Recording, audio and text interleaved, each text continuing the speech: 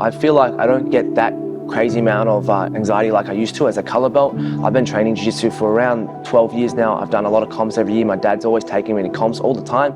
I felt like as a purple belt, I started to kind of find my rhythm with competing. So I try not to stress myself out too much. You know, I feel confident in myself. If you put in the work before the comp, you should feel confident in yourself, which means you'll have less anxiety. So for me, generally, I'm counting down the days every day, preparing myself mentally, and then by the time I get to the match, I feel pretty good as long as I'm pumping myself up. So I don't get a crazy amount of anxiety. You obviously have a day where you go like, well, I've got a match coming up, but at the end of the day, if I've done the work, I feel confident in myself and I don't get too much anxiety leading into a comp.